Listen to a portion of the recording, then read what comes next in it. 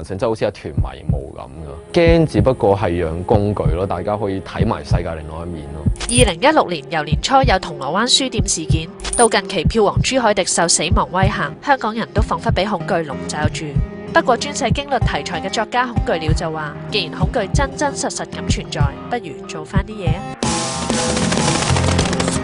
通常啲人會話我寫嗰啲係都市傳說嘅，之前寫嗰啲某啲案件可能已經去到 BBC 都會講，咁我會叫嗰啲可能做犯罪紀實啊。有陣時一路喺度抄料嘅時候，你會一路 keep 住對住嗰幅畫噶嘛，而嗰啲畫係真係幾恐怖噶嘛。一系列故事都可能嚟自佢暗望一個所有唔同種類嘅變態佬聚集埋嚟嘅討論區啦。慢慢睇佢哋喺度講啲咩嘢啊，有個可能都係20幾歲後生仔寫佢變成一個強姦犯嘅心路歷程啦。無論你由普通恐怖故事嘅角度睇，或者真係學術嘅角度去睇，都係啲好稀有嘅嘢嚟嘅咯。不過會想香港都多啲人去睇翻傳說又好啊，或者一啲古靈精怪事又好咯。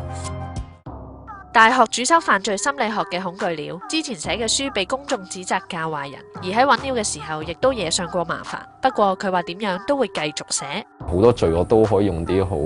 平淡嘅方式去描寫，即使你睇到可能話每年唔知可能有幾多個婦女死於謀殺，即係你個腦海都唔會有啲咩特別感情。如果用故事嘅方式去描寫翻成件事出嚟，佢哋會更加關注部分人。可能佢見到呢啲嘢之後，佢會好驚訝呢個世界點解係咁啊！咁如果其實嗰啲好恐怖嘅嘢係有喺度嘅，咁就應該要納入埋我哋去思考呢個世界點運作嘅嘢，而唔係好驚訝。之前寫 Deep Web 嘅時候，去過一啲邪教網站啊，咁可能之後會有啲人黑入你個即可能 Gmail 賬戶啊嗰啲咁嘅嘢，呢啲就可能比較實質啲嘅威嚇咯。反而會覺得可能更加要寫落去咯，因為你更加確定嗰樣嘢係一定係真啊，或者背後有更加多嘅秘密，咁需要更加多人知咯。